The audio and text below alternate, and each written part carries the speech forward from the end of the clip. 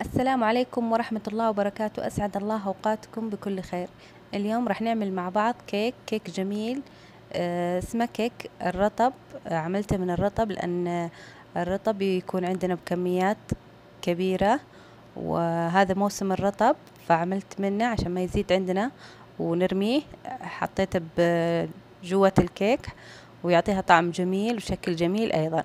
وكمية الرطب أنت تحدديها بنفسك، كثير أو قليل حسب احتياج طفلك واحتياجك للكمية. والمقادير: رطب وملعقة قرفة وملعقة فانيليا وسكر وملعقة بيكنج بودر وزيت وبيكربونات وملعقة خل وبديل البيض.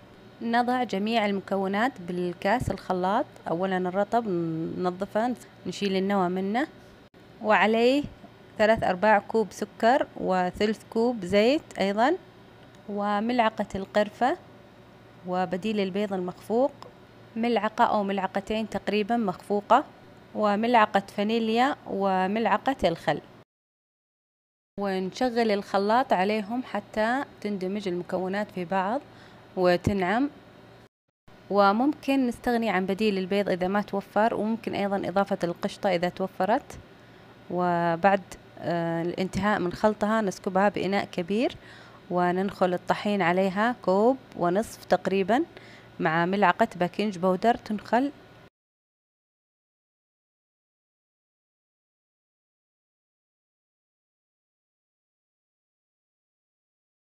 وهذا النصف مع رشة الملح، وأيضا ما ننسى نضيف ربع ملعقة صغيرة بيكربونات الصوديوم، ونخلطها بهدوء. نحرك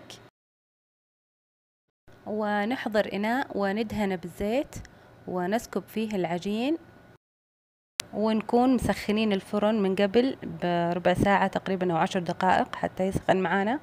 ونضع الصينية بالفرن حتى تنضج من الأسفل لمدة 45 دقيقة حتى تنضج، ثم من الأعلى لدقائق بسيطة، وتخرج وتوضع على شبك حتى تبرد.